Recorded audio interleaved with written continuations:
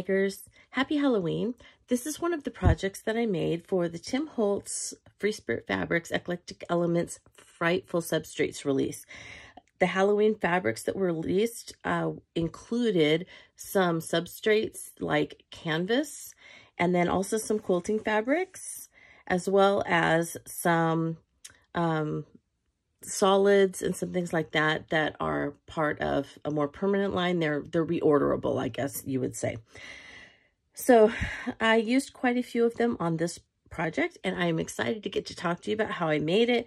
I planned it out starting in the spring and couldn't wait for the Halloween substrates to get here. So let's go ahead and just jump into the tutorial, and then when we finish that, we'll come back and we'll wrap it up and just talk about some details. Well, I know you've already seen the finished product, but I didn't start this tutorial until this point, and I already have several things done. So I'm going to catch you up, and then we'll keep going from here. But first, I want to address really quickly that I may sound a little different, maybe like I have a little lisp or something like that.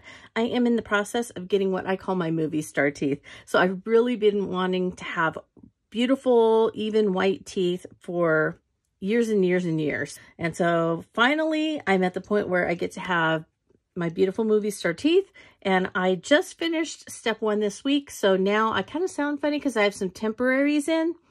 And I feel like I have a little bit of a lisp or something. I'm not sure exactly what. But that's why I may sound a little different than I normally do. But hey, at least I don't have a cold for this one. So just a lisp. All right, so let's get going. At this point, I have my 3 hoops. I bought 5 hoops off of eBay in a lot. And these are the 3 that I picked out of the 5. I really like them because I like the big pumpkin size. I like the oval, kind of short, squatty pumpkin, and then this teeny tiny one. And so I thought, as I was kind of laying them out on here, I thought, okay, I think that'll work. I think that'll be really fun. I like, you know, the different sizes and how that'll look.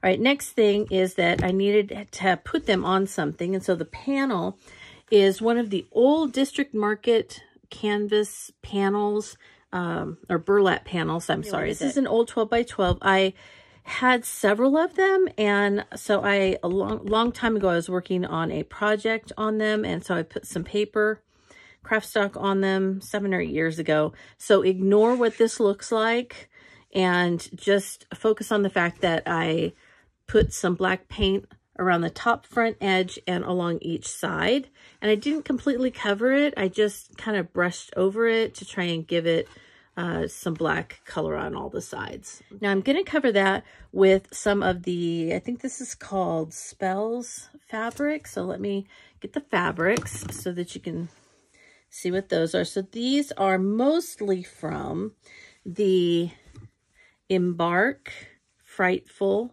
Substrates, Eclectic Elements Substrates Frightful. And so the ones that I'm using for this project are Manor.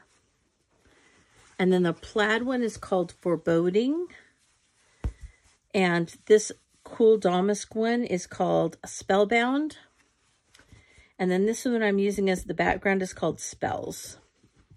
All right, so those are the 4 that I'm using on this project. First, I ironed some Warm and Natural, kind of a batting onto this, and I stuck it to the paper, or the fabric. I keep calling the fabric paper. I'm so used to paper.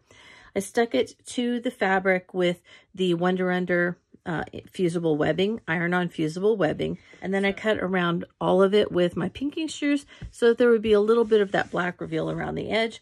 I'm going to sew around the outside edge, and then I will use some more Wonder Under to iron this onto my background. Now for my pumpkins, the big one is going to have Spellbound, and so I cut a big enough piece that it can go through the hoop and I can squish it down. So I need a little bit extra because the hoop is about 1/2 inch on each side. Okay, but before I do that, I want to quilt it.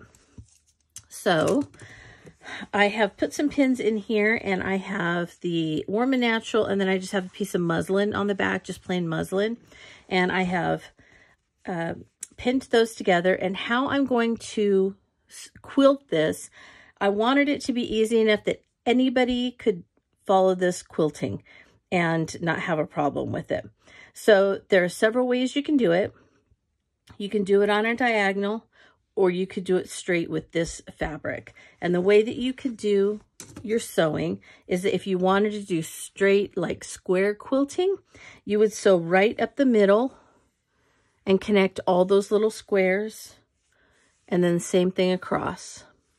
Okay, so that would be one way you could quilt. Another way would be on the diagonal. You could do it this way and go through all the squares and these little diamonds all the way on each side that way, and then all the way back this way. Simple enough. So you can do it either way. If you really wanted to have tiny squares, you could go up and down, up and down, and then same thing across and across, across and across. You could do every line on here. So it's completely up to you how you want to maybe quilt this. I'm leaning towards the diagonal just because I think that that's cool, and I love diagonals for Halloween. So that's how I'm leaning for this one. For the oval, I'm going with foreboding. And so that one, I had to cut it, as you can see, big enough that I'm going to have enough room to go ahead and fit that in here. All right, so there we go. That's going to be my oval pumpkin. I think it's super cute. I love it. Now this one I'm going to quilt straight because these lines are straight. So I'm going to go up and down on the thick black and then across on the thick black. And I'm just going to sew, and I did the same thing, muslin, and it's just one layer, warm and natural, and then my fabric. Okay, next is my tiny pumpkin. And so my tiny pumpkin, use this beautiful orange. And again, this one can be simple for you to quilt. So again, you can do straight quilting, and you can go right down the middle of the damasks. And then right through the middle of them as you're coming back up. So you can quilt it that way simply, or the way that I will probably do it is I'm going to go in between them diagonally. You can kind of see how the orange goes diagonally this way. If you sew between them and then sewing between them this way on the diagonal. So that's how I'm going to quilt these and follow the lines, because I know I wouldn't be very good if I had to measure. And some of you may be like, I don't feel like I could do that. There are lots of others. There's the Harlequin. You could follow the Harlequin, the black and white Harlequin. That would be easy to quilt on. You could follow, this one is Haunted. And you could sew right down the lines and quilt it that way. Super easy to do that. So there are a lot of fabrics in this line that you could quilt very easily, but these are the ones I'm going to do. So I have my machine here. It is set on just a regular stitch. I have just black thread, and I'm going to sew around the outside of the spells paper that is going to be put onto my canvas, and then I'm going to go ahead and just do my quilting. I've got all my sewing done. So on this one, I did some messy stitching and just kind of left some of those, you know, bits and pieces so that they're cut out here. I don't think I'm even going to trim them off. I'm going to leave the long bits. And so that's done. And I stitched around the whole thing, but I only did a little messy stitching here and there. So we have that taken care of. And so I will go iron the fusible webbing on the back here, and then take the paper off and iron this onto my canvas. Then I have my quilting done, so you can see, and again, it's not perfect. My sewing is never perfect, and I am perfectly okay with that. So this one, I went ahead and kind of sewed between all of those damask pieces and kind of made some long, irregular diamond pattern. And to make these look a little older, I used one of the sanding discs and I sanded it down a little bit. Then I went over it with some brushed corduroy distress ink. And so the ink will soak into the wood in the places where I sanded it off, and that's all I really wanted, just a little bit of aging. So I'm going to put this kind of like that, I think. Let's see if I like that. All right. And then you will tighten this. So I loosened it, now I'm tightening it. And then I will trim around the edges with my fabric scissors as closely as I can, and I will have a tiny pumpkin to go on here. So I will fiddle with this. I don't want to trim until I'm completely happy with how tight it is, but when I get there, I will just take my scissors like this and I will trim all the way along so that it's nice and flat, and then I can attach it. Okay, so I'm going to do the same thing with these. And you can see this is the one that I did up and down. And it kind of, quilters probably know exactly what I did wrong. But since I'm not a quilter, I don't know. But it kind of went a little wonky on me. And so I'm just going to kind of pull it a little bit like that. And just deal with it. Down. And there I have my oval pumpkin. And last but not least, I went ahead and sewed this on the diagonal kind of through the center. And if you look at it, you can see that I missed the centers on some of them, got the centers on others, and no one's going to really notice. And then over here, I have a whole bunch of puckers. Again, not sure what I did wrong, but I'm not a quilter. Not worried about it. It's going to be fine. And make sure that I have enough over there and enough over there. Okay. And then push this down. So I'm going to fiddle with this. Same thing. Then I'll tighten it, trim them. When we come back, you'll see them trimmed. And then I'm just going to hot glue them in place. And I need to cut out some leaves. And we'll be pretty much done with this. This is a super quick, fun decor piece. Quickly, before I go attach everything, I wanted to show you what these looked like. So I did trim them and then push this down so that you can see that the inside one sticks out a little bit at the very end. I did that. Whoops. Here is the square one that I did with the plaid. And then this one. And so they'll just kind of go on here like this. I'm going to hot glue them. I'm going to put some Spanish moss down here. And then like I said, I'm going to do some leaves on here. I'm going to die cut leaves out of some of the black fabric, and I'm going to put it onto some black craft stock. Cut out the leaf, put them on real quick, and then I may find a little bit of wire and do some of the little twirly things that sometimes are on these, and then I'm going to call that good. Well, I left you off with everything just kind of laying on my 12 by 12 burlap covered canvas. And I told you what I was going to be doing. I was going to be cutting leaves. I was going to be adhering the hoop pumpkins to the canvas. I was going to be adhering the backing to the canvas and adding some Spanish moss. And as you can see, I did all that, including even the little curly cues that I said I was going to do. But I added a few other things as well. So let's go ahead and take a look at some of those details that I added. Before I attached the pumpkins, I went over the background as well as all the pumpkins with some distress ink and water. So the way that I made these look old and as if they had been kind of, I don't know, sustained some water damage maybe even, is that I went over it with my, blending tool and my distress ink in brown. You can choose any brown. I usually use walnut stain, but ground espresso, gathered twigs, vintage photo, whatever is your brown of choice. I went around all the edges of the background piece. I went around the front of the hoop and the edges of all of the fabric with, yes, distress ink. That's what I did.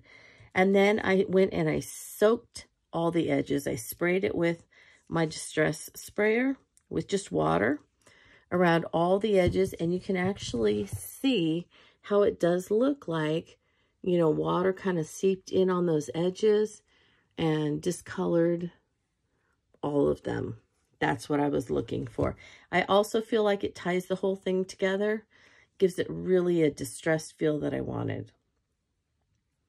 All right, next, I tied some fabric, just some fabric strips, through the tops of each hoop where the little metal thing goes across, and you tighten it. So I just put I folded a piece in half, I put the loop end through the little hole, and then I put the ends through and pulled it just like if you put it through the hole in a tag, and then trimmed it off with my pinking shears, and that's it. And I was hoping to make them look a little bit like fabric stems on pumpkins. Then I added some wire. This is floral wire here. And I twisted it. You can twist it around anything that you have, a pencil, you know, any of your tools, anything like that, even anything like this.